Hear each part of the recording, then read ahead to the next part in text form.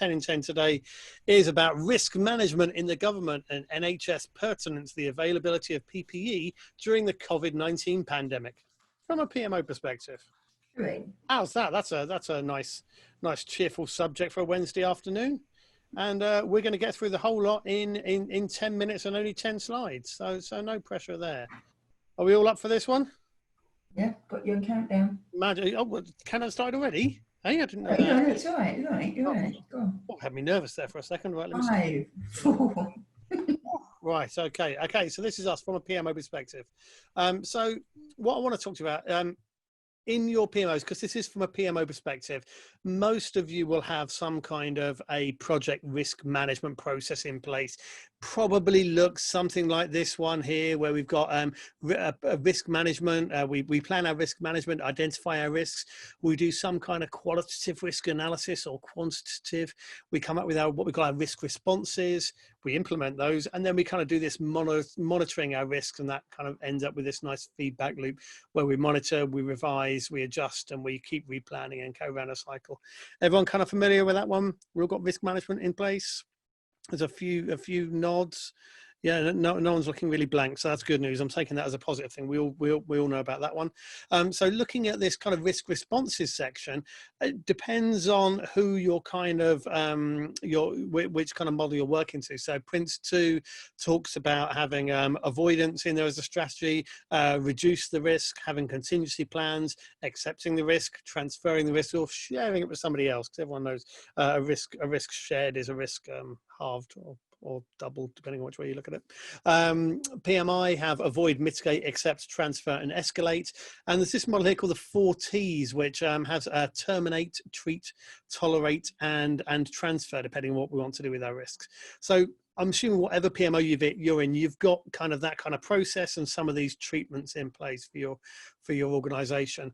And you'll probably have something like this kind of view of your risks, where you're taking all of your risks, you're analyzing them, you're categorizing them in terms of likelihood or probability, which we've got on the x-axis there from sort of 1 to 5 in this case, and the impact they're going to have either as a pounds figure or in a 1 to 5 way as we've got here.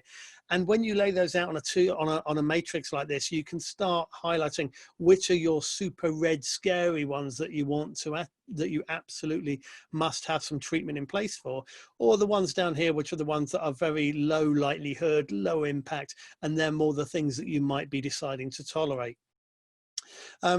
This is a real risk log. This is the risk register for London, and there's 2 risks in particular on there that I want to look at. One is the H23, which has been on there. I've gone back to 2009. It was still on there then in that high category.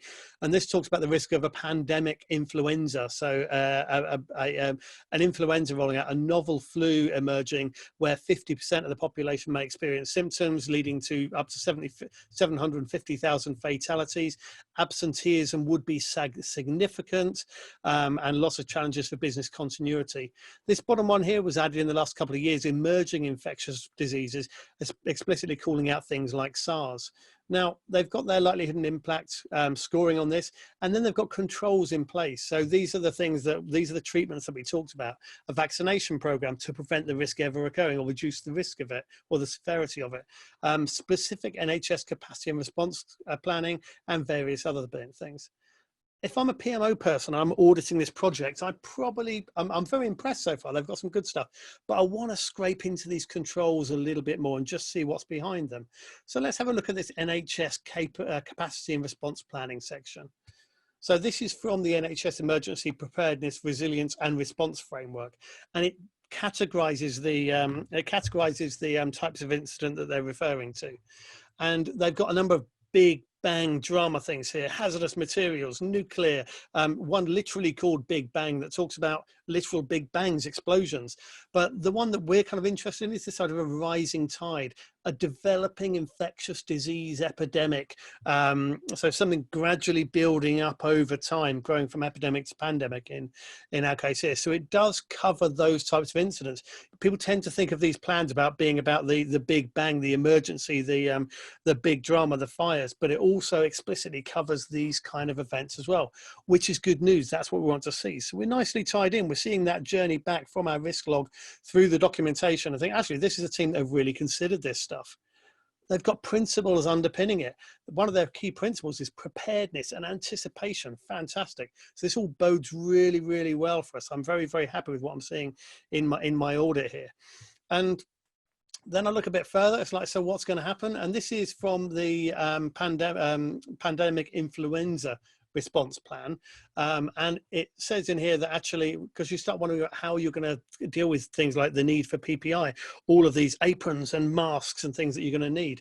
And it's quite clear on here that they will be requesting the mobilization of the national stockpile of personal protective equipment for use by health and social care workers who are required to come into close contact with symptomatic individuals. Great. So I'm really quite happy with this project now. They've got a plan. They know exactly what they're going to do. They're going to get it from their stockpile from the Business Services Authority, and that's marvelous. I'm feeling quite warm and fuzzy about this project, having done my audit and probably giving them a tick there.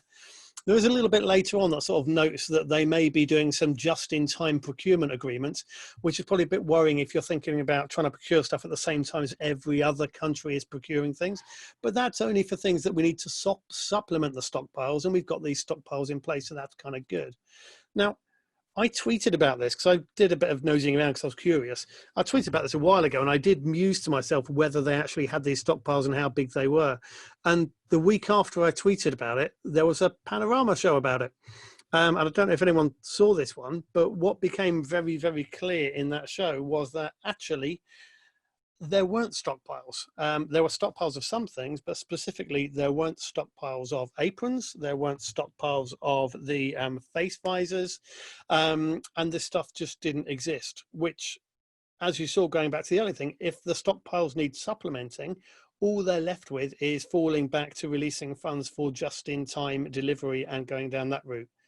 And as we all now know, that was a particular problem because every single country in the world was also trying to buy stuff up frantically.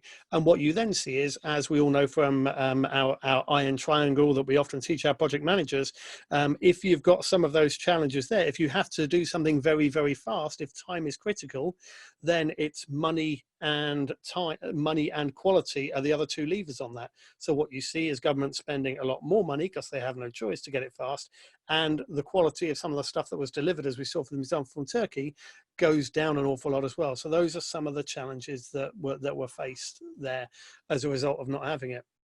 And it's quite interesting. So what I think is where you saw those examples earlier in there of those quite literal big bang, explosion, crisis, let's have a dirty bomb scenario. And these are the ones that make the headlines. We see a lot about in the news every now and again where there's been an emergency planning exercise where they'll take central London on a Sunday when it's quiet and they'll run some scenarios and test all the services working together. Those kind of things are quite well rehearsed. And actually, I suspect certainly for London, which is where I am, London probably is quite good at dealing with those things and probably is quite well planned for them.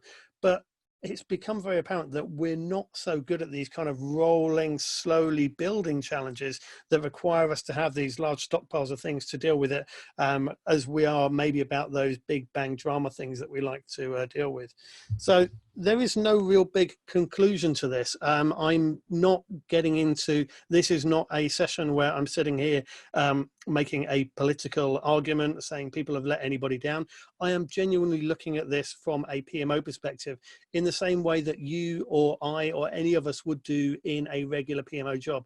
We frequently pick up risk logs on projects and prod them and poke them and ask questions about them and try and do a little bit of due diligence around them. And I guess that's kind of the first question there. Would your PMO audits have picked up this issue? How far would you have gone down that rabbit hole before finding out that the stockpiles the project was assuming were there didn't actually exist? Are we biased towards towards focusing on some of those kind of emergency short shock type risk scenarios rather than the gradually building things? Are we aligned with organisational risks teams? So we saw there the stockpiles were the government responsibility, not the NHS responsibility. But there was clearly a disconnect there where the NHS thought something was there that apparently wasn't. Is there that traceability and transparency between the two? Are we very, very clear on what those things are? We can actually show that audit trail through those documents and understanding how this risk does link to a stockpile.